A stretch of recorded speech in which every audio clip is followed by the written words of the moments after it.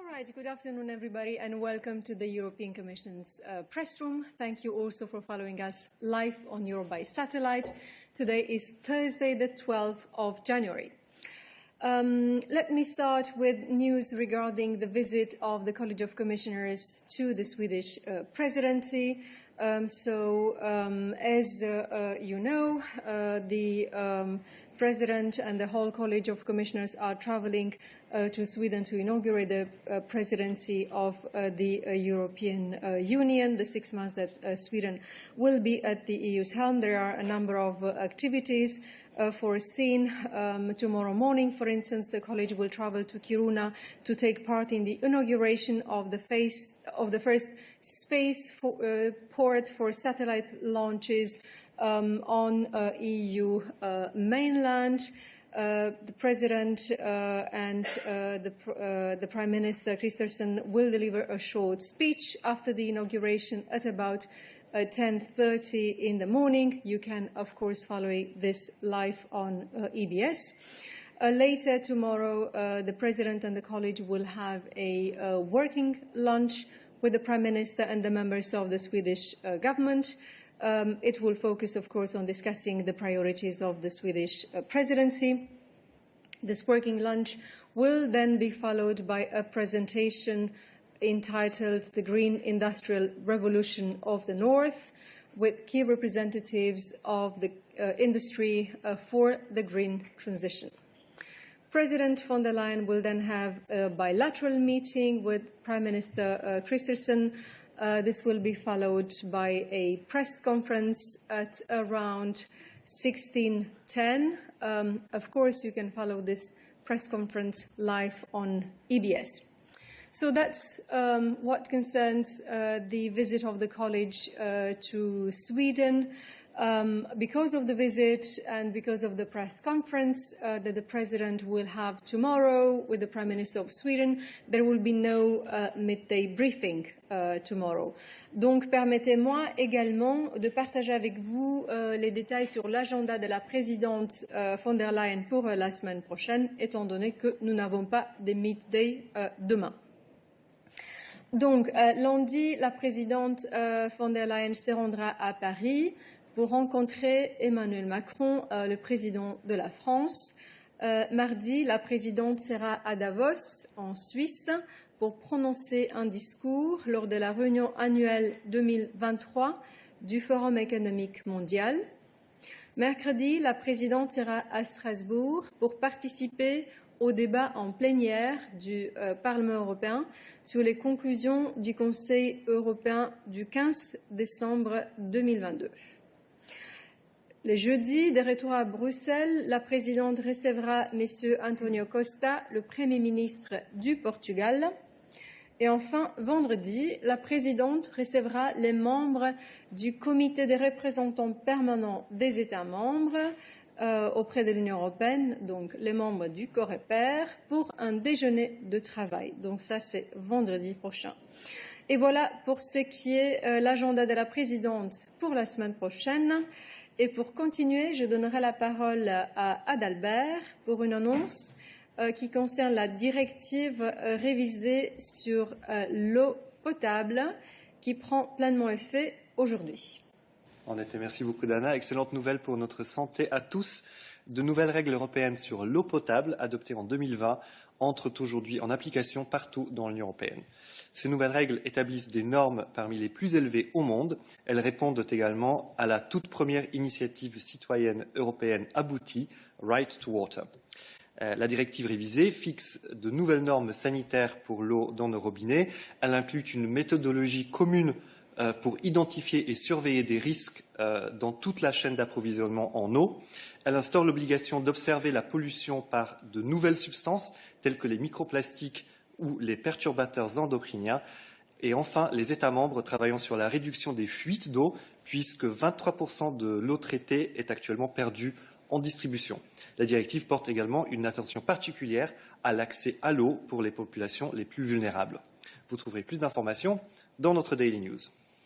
Merci beaucoup, Adalbert. And now I will invite Ariana to join me. She has an announcement for you regarding the foreign subsidies regulation, which is also entering into force today. Thank you very much, dear Dana, and good morning, everyone. Indeed, today the foreign subsidies regulation enters into force. This new set of rules will allow the European Union to remain open to trade and investment while ensuring a level playing field for all companies operating in our single market. This regulation applies to all economic activities in the Union involving non-EU subsidies.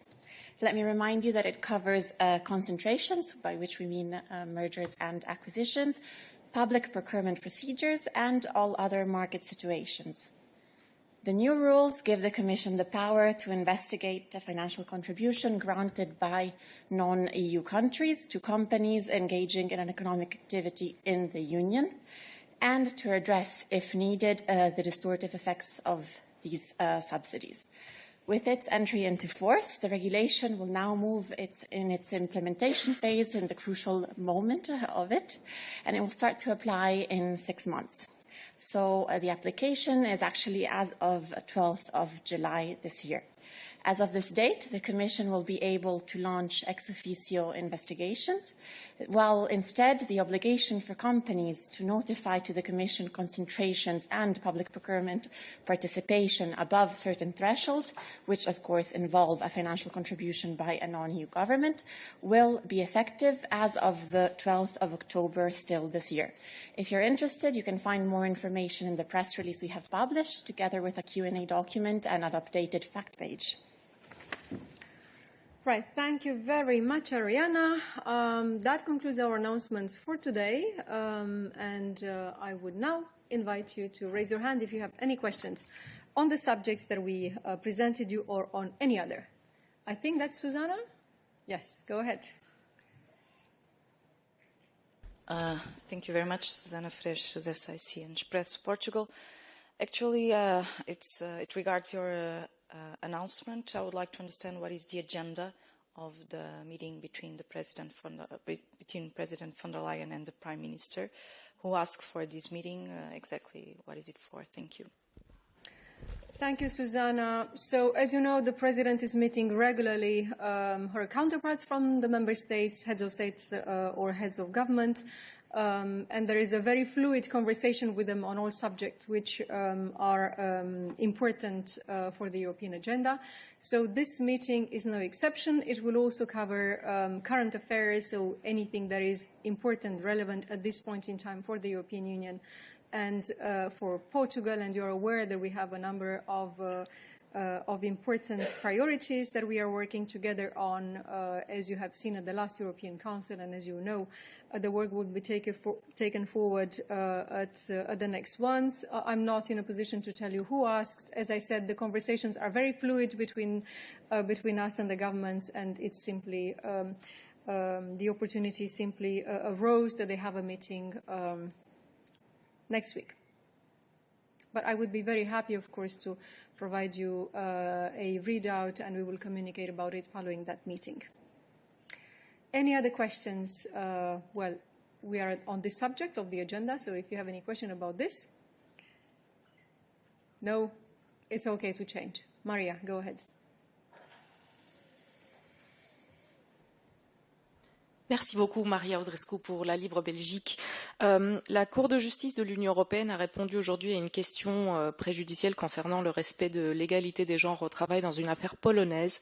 À ce sujet, je voulais donc savoir si la Commission a toujours des inquiétudes liées au respect des droits LGBT en Pologne. Est-ce que vous pourriez nous faire le point sur les actions de la Commission européenne à ce sujet ? Ensuite, toujours au sujet de la Pologne, la réforme judiciaire progresse dans le pays et donc je voulais savoir si en l'état elle répond aux demandes de la Commission européenne et est-ce que vous pourriez nous rappeler les prochaines échéances concernant le déboursement de fonds de relance pour la Pologne. Merci beaucoup. Merci beaucoup pour tes questions, Maria. Je vais inviter Christian à t'apporter des éléments de réponse. Mais comme tu le sais très bien, nous nous prononçons seulement sur des réformes ou des lois qui sont adoptées, donc pas en cours du processus des procédures parlementaires. Mais Christian te dira tout ce que nous pouvons dire aujourd'hui à ces sujets. Oui, merci à Marie pour la question. Je vais répondre sur la question du processus de la loi en Pologne, la nouvelle draft law, le nouvel projet de loi, qui est en ce moment discuté au Parlement polonais est un pas important pour achever compliance avec les RRF. Nous continuons notre discussion avec les autorités polonaises pour assurer que la législation polonaise est complètement en conformité, c'est ça le mot, c'est complètement en conformité avec les commitments, les obligations prises, les engagements pris par les autorités polonaises dans le contexte du plan de résilience. Ça va être important que la loi finale, comme adoptée, va améliorer les standards de la protection judiciaire et de l'indépendance de la justice. Merci beaucoup. Et pour la deuxième question sur l'arrêt... Ce sera une question pour Verle. Sur la première question, est-ce que tu as des éléments à ajouter sur le respect de ce qui concerne les LGBTI? Ça, c'est un arrêt de la Cour concernant l'emploi aussi. Ah oui, les deux sont pour Verle. Merci beaucoup.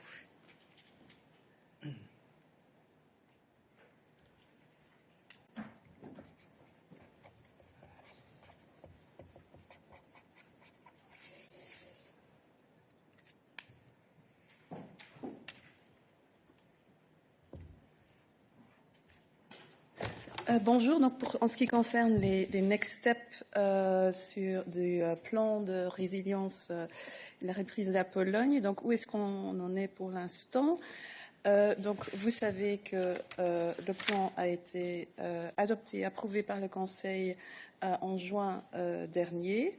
Donc, le plan se compose de 23,9 milliards d'euros de subventions et de 11,5 milliards de prêts. La convention de financement, l'accord de prêt, les arrangements opérationnels, donc en gros tous les documents juridiques, je dirais juridico-juridiques, ont été signés et sont entrés en vigueur. Et donc, où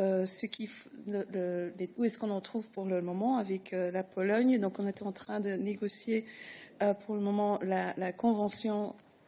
Les modalités opérationnelles, c'est-à-dire les operational arrangements. Et donc, c'est quoi? C'est un accord bilatéral de nature technique conclu entre un État membre et la Commission qui définit, qui étaient les éléments nécessaires pour démontrer que les différents jalons, les différentes cibles que nous avons convenus avec la Pologne sont atteints.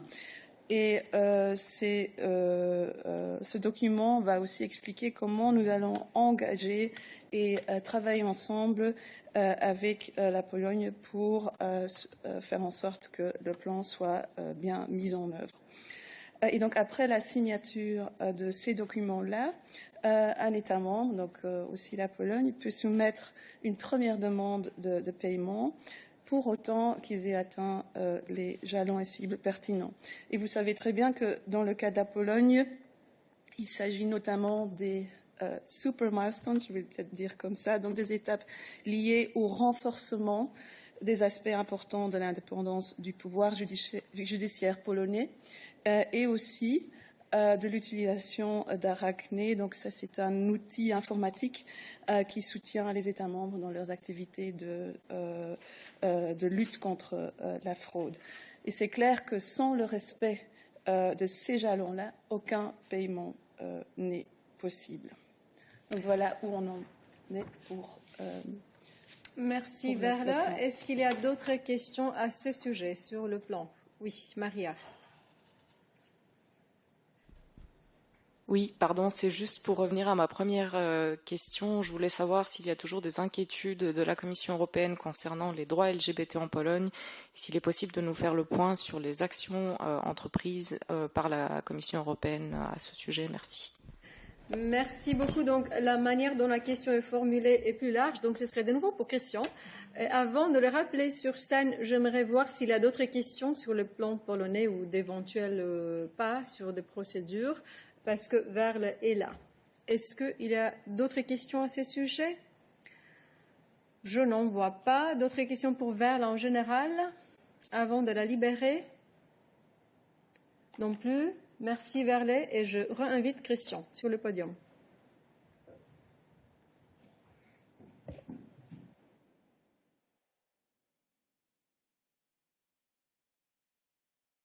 Alors, désolé pour la confusion, mais c'est un cas de droit de travail et pour ça c'est entre nous deux. Je vais me permettre de répondre en anglais sur ce jugement. What I can say on the judgment as such is that we take note of the court's judgment. The court is providing more clarity on questions related to the Employment Equality Directive and how to apply it to self-employed workers.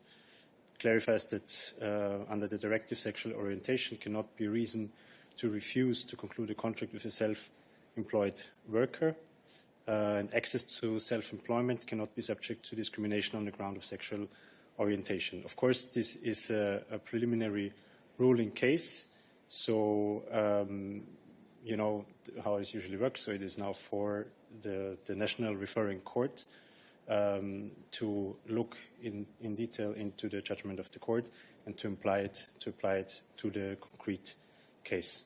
So this is, I think, what I can say. On this issue.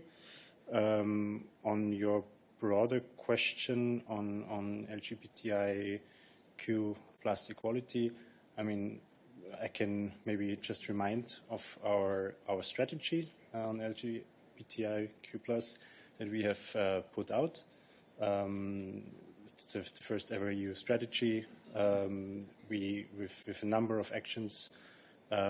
To, you know, also in this area, achieve a true union of equality. That is something that we are working on now, implementing also with the member states, the several points in the strategy. And yeah, apart from that, you know that also in other, in concrete cases where this is necessary, we're taking action also with member states. But I don't want to go here now into any. I'm not entirely sure what you're now looking for concretely, but I would point you mostly to our strategy and to our ongoing work on this important issue. Thank you. Christian, are there any other questions on this matter for Christian? Any other questions for Christian on the other issues that he covers? I don't see that either, so thank you, Christian. Now for good. And we have a question in the chat from Anita. Anita, go ahead.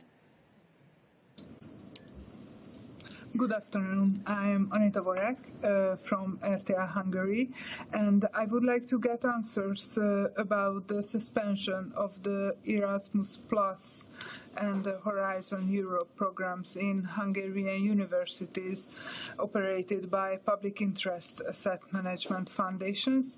On a press conference today, the Hungarian government said that this situation is absurd and totally unacceptable, and they don't know and understand what the Commission wants. We quoted a sentence from a communication sent by the Commission to the Council on the last day of November last year, which states that during the negotiation it was requested from Hungary to exclude top-level officials and politicians from the boards of these foundations. The Hungarian government today said that this is not true, and this sentence is only a political product.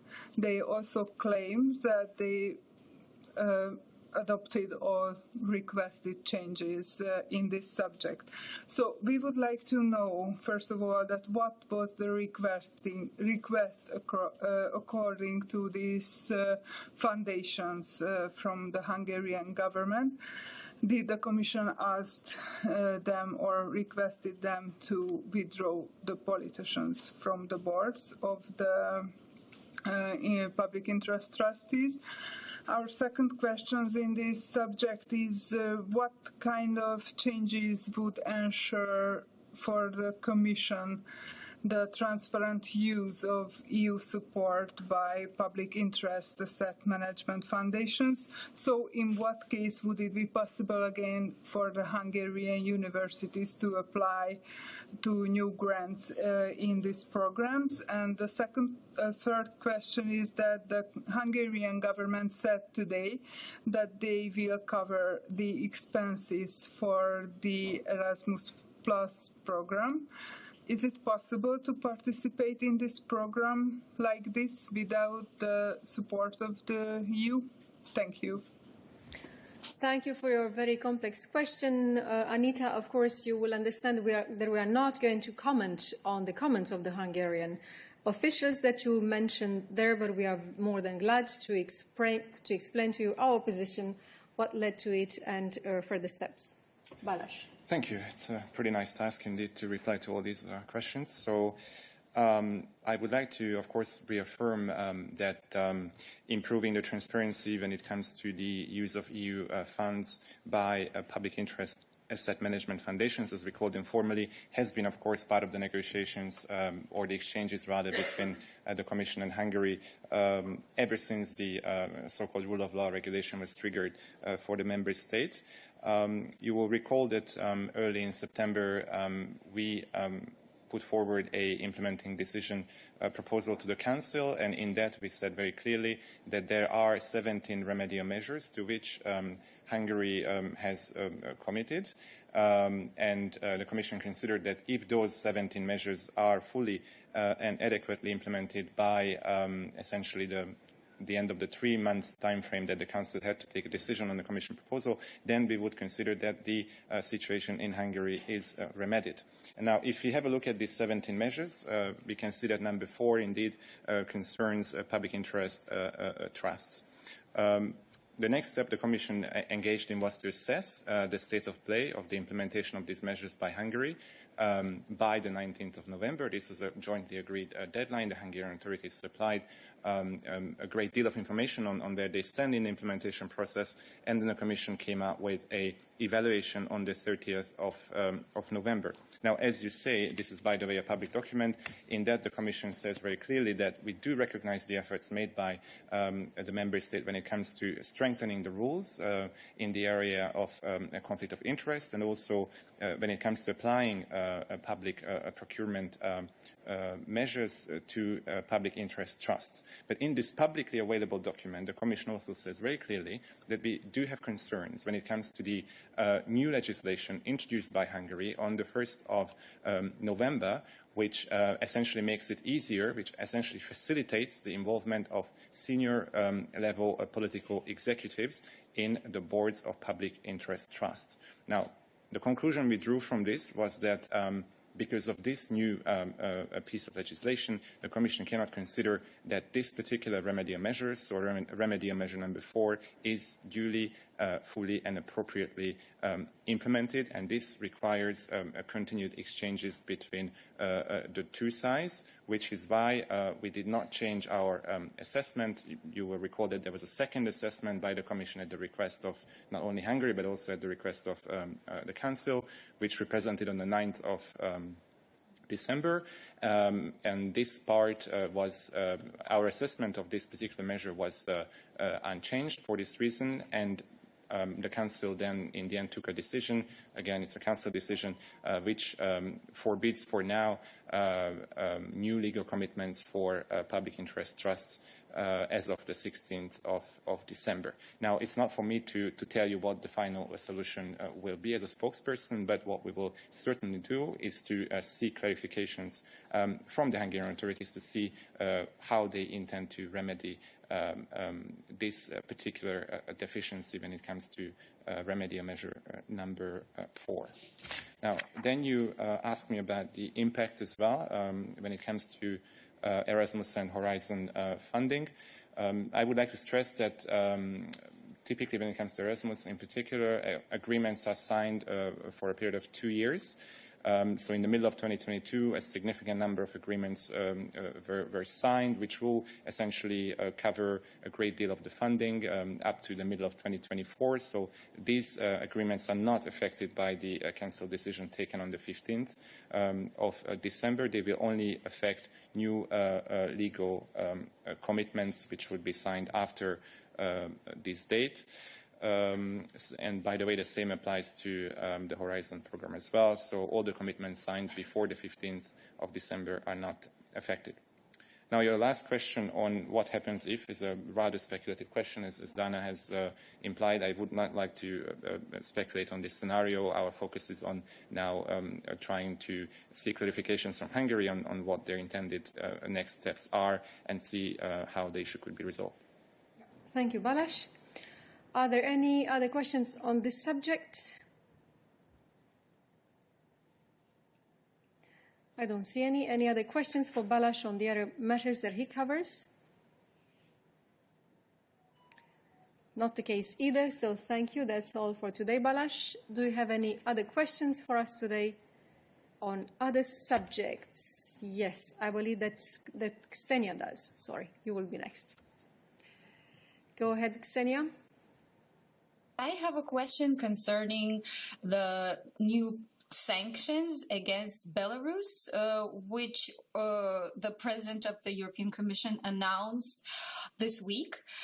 So one of my colleagues from Radio Free Europe said that apparently in the last package of sanctions, Belarus was not included, and that it was because of some agreement with Ukraine. Of course, I don't expect you to comment on that, but maybe you could explain why Belarus was not included in the last sanctions package. That's my first question. And the second question concerns Estonia's plan for confiscation of the frozen Russian assets. Maybe you could also give me a comment. I actually sent an email yesterday, but since I haven't received any response, maybe it would be just easier to get a comment from you here in this space. So what is your reaction to Estonia's plan to go ahead and confiscate these frozen assets? Thank you. Thank you very much for your question, Ksenia. It has several tracks. For the first one, I would give the floor to Peter. For the second one, it would be more for Christian in terms of asset confiscation. But Peter, go ahead. Thank you. Thank you, Ksenia. On the Belarus sanctions aspect, currently we have two sanctions regimes against Belarus in place. One is dedicated strictly to Belarus. This is for the ongoing internal operation for the stolen elections by Lukashenko and his regime, and continued oppression against the Belarusian population. And then we are sanctioning also entities and individuals from Belarus within the framework of different sanctions regime linked to the undermining of territorial integrity and sovereignty of Ukraine. So within this sanctions regime, this is what we call the 9th packages of sanctions against Russia. So within these packages, there are on occasions also entities and and persons sanctioned for collaborating with the Russian aggressor in undermining territorial integrity and sovereignty of Ukraine. You can read the details of all these sanctions packages because they have been published, so you can see and research when exactly and whom have we sanctioned from Belarus in the connection with the Russia's aggressions against Ukraine, and if there is or if there are entities or individuals from Belarus being put on the sanctions list in the individual packages, this all depends on the member states and the way how they agree on shaping these packages. The discussions, the process of deciding about these packages, who to put in, what will be the extent of the sanctions or of the package is confidential. This happens among the member states in the confidential discussions, so we are not discussing in public the details. These discussions, these processes, and also not the reasons why someone or something is not in the respective package. But when it comes to sanctions in connection with Russia's aggression against Ukraine, these sanctions are constantly under review. They are being constantly discussed among the member states and institutions in order to see who to put on the list, what to include in the upcoming round of sanctions if necessary, because we said that we would continue responding with the sanctions for as long as Russia continues with the escalations, and we would continue sanctioning also those who are assisting, helping and supporting in this illegal behavior by Russia. That means Belarus, but also Iran and other people and entities from other countries if necessary. But again, all the details are subject to confidentiality. And if the member states agree that it's time to sanction more individuals from Belarus and more entities from Belarus for their involvement or for their support for this illegal bloodshed conducted by Putin and his forces in the Ukrainian territory, then the member states will take an appropriate decision. Right, thank you very much, Peter. Since Peter is on the podium, I will invite you to use the opportunity if you have other questions on foreign affairs matters. So please raise your hand if you have other foreign affairs questions. I don't see any. So in this case, I will invite Christian to join me to talk about asset confiscation. And while waiting for him to take his mic, I can share a corrigendum from Verla. This refers to the question, to the answer to Maria regarding the RRP for Poland. So the operational arrangements with Poland have been signed in December. So please revise that answer with this completed information which we are offering right now, just for complete clarity and to set the record straight. Christian, on asset confiscation. Thank you so much for being gone for good, but 3 times the charm. So thank you for the question on the Estonian announcement. That's what it is at this stage, I understand. An announcement on the criminalization of evasion of EU sanctions. I mean, you know that the Commission has actually put forward a proposal to harmonize criminal offences and penalties for the violation of EU restrictive measures. We have done this already on the 2nd of December, following a first basic proposal to add the violation of EU restrictive measures to the list of EU crimes under the treaty, which we already had brought forward last spring. So while the Russian aggression on Ukraine is ongoing, it is paramount that the EU restrictive measures are fully implemented and the violation of those measures does not pay off. So this is why we came forward with this proposal. And of course, the other important element that we have stressed several times is that, of course, the criminalization of such actions, of the evasion of sanctions, will also help to confiscate assets that people are trying to hide, to conceal, and when they try to evade the sanctions. So this is also part of our efforts of making such funds available for the reconstruction of Ukraine ultimately. So in that sense, I mean, you know that we do not comment on announcements, obviously, but I would say that our position on this is very clear. And of course, it's good if member states take steps in a similar direction already. Thank you, Christian. Any other questions on asset confiscations? Yes, Ksenia, you have a follow-up. Go ahead.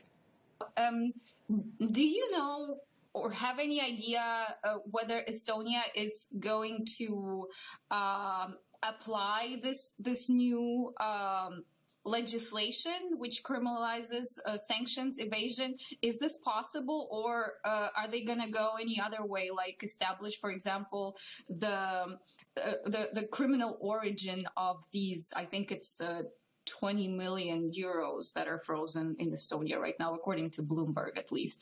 Do you know what path they're choosing? Because so far there hasn't been. I mean, this would be a precedent in the European Union. They would be the pioneers. So, could you maybe elaborate? Do you have any idea how they're going to do this? What their plan is going to be like? Thank you. Thank you, Ksenia. I would like to have a crystal ball. It would be useful sometimes, but I don't. So it's. I don't think I can add much at this stage. I mean, you would have to ask probably the Estonian government. I understand it has not even been adopted by the government at this stage. So again, our position is very clear. It's good to go in that direction. But of course, there is also now a process at European level. We have made this proposal. There were first discussions with the Council already in December, and we are working intensively with the co-legislators and in particular with the Swedish presidency to get this done very, very swiftly. All right, thank you, Christian. Any other questions for Christian on this matter?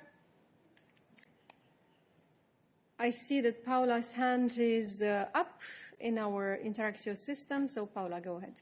And then it's you. Hi, Dana. I hope you can hear me. Thank you very much. I'm not sure if it's for Christian, but it is on frozen assets.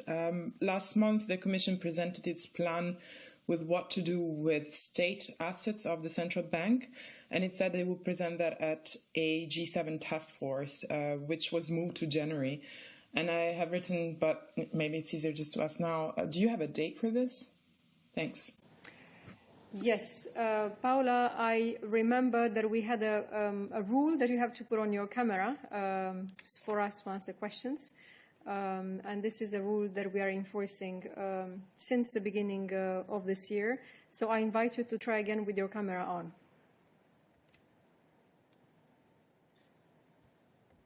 Can you do that, Paula? Yeah, I'm just looking for the settings. Just one sec. Allow me 1 minute. I'm clicking on it, but it's just not turning on. For fairness, I have to implement this, Paula, because this week we didn't take a question from a journalist who didn't have the camera on. And if you can't have it, I will need to get back to you in a different way answering this question. Yeah. Fine, I just can't turn it on seemingly, so fine, thanks. Okay, we'll get back to you once you sorted out the camera issue. David?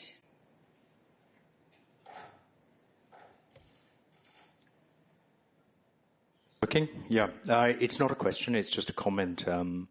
This rule was set up and decided or whatever imposed on us without consulting API, the Foreign Correspondents Association. I mean, we see a negative effect here. We have a journalist, a qualified journalist with a good question, and she can't pose the question.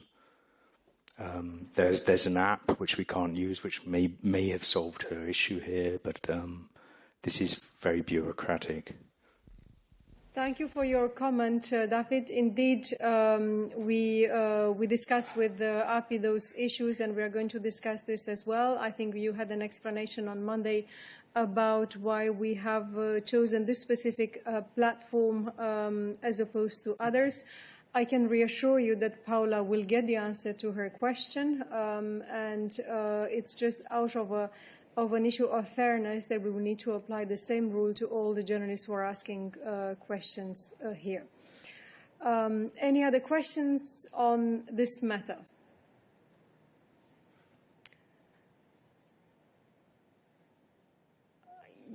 There was a colleague who was waiting patiently for a long time here to ask his question, and go ahead, even if the question is not for Christian, because I don't think that there are additional questions for him at this stage. This time it could be for good. Go ahead. Thank you for taking my question. Nicolas Camus with Politico. I have two questions actually related to the European Parliament's COVID-19 committee and the exchange of texts between the President of the Commission and a Pfizer chief executive at the beginning of the pandemic. The first question is, given the current calls for greater transparency in the EU, if the President of the Commission receives an invitation to appear publicly in front of the committee, will she go? And the second one is, has the Commission been contacted by the European Public Prosecutor's Office regarding the COVID vaccines deal? Thank you.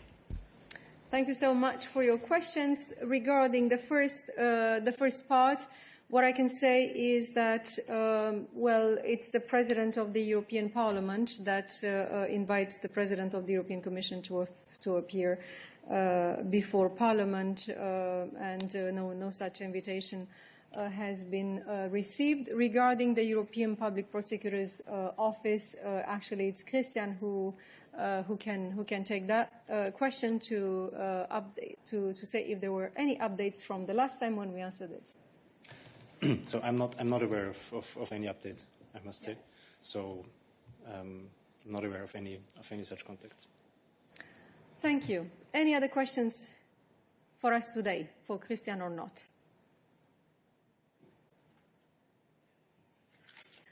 I don't see that, so have a very good day.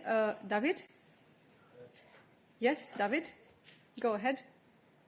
It's not for Christian, it's just a background question on state aid. So we had another state aid announcement today, Denmark, I think, and then Slovenia. I was just wondering, do you have an overview of how much has been approved and given by the different member states, split from member states as well? Since perhaps split up for measures under the Russia, reacting to the Russia invasion, but also COVID. Thanks. Thank you for this, David. Ariana is joining me to provide an answer. Thank you very much for the question. I have the figures at hand until the end of last year, so I might be a bit on the low side, but should be more or less similar. And then if you want to reach out via email, we can, of course, provide you with the very latest. So until the end of last year, we have taken around 170 decisions approving a same number of national measures notified by the 27 member states in the context of the current geopolitical crisis. So it is aid that relates specifically to Russia's war against Ukraine and the temporary crisis framework. Among the total number of decisions, the amendments were 38. On this basis, the amount of around 540 billion euros of total state aid approved so far is a best estimate. More precisely, 49.33% of state aid approved has been notified by Germany. France has notified measures that represent around 29.92, so about 30% of the entire amount of state aid, while the aid notified by Italy represents 4.73% of this amount. We have details for all the other member states. You were mentioning Denmark because of the decision adopted. Denmark represents 4.5% of the entire amount. Finland and Spain, respectively, 3.2 and 1.8. If you are interested in the others, I'm of course happy to provide them to you bilaterally. Of course, let me just remind you a number of caveats on the figures and on the aid approved so far by the Commission. It does not necessarily indicate a budget, so not all measures approved under the temporary crisis framework have a budget, and this is so far a best estimate on the basis of the approved decisions and in other publicly available communications. So it could be statements by national authorities, etc. Furthermore, not always the member states have notified preliminary budgets to the Commission, so they might have to be further adapted. And of course, a final reminder that the economic effect of aid measures approved is different. So some budgets concern direct grants, others concerns loans and guarantees. Clearly, different instruments have different impacts. And of course, these figures are always subject to a daily change. So just check with us to make sure that they're still actual. Right. Thank you very much, Ariana. Any additional questions for Ariana on these matters, on state aid or competition broadly? That is not the case. So thank you, Ariana. Any other questions for us today? No, I don't see any. So I suggest that our colleagues who are helping us with the logistics and the technicalities of the midday briefing get in touch with Paula to sort out the camera issue, and actually if a tutorial is needed on the use of Interactio, turning the camera on during the midday briefing as opposed to from the beginning, we would be very glad to answer all your calls and to get this done so that everybody is aware of how it works to avoid any such issues in the future. Thank you so much. Don't forget the press conference of the President and the Swedish Prime Minister tomorrow afternoon, and see you on Monday.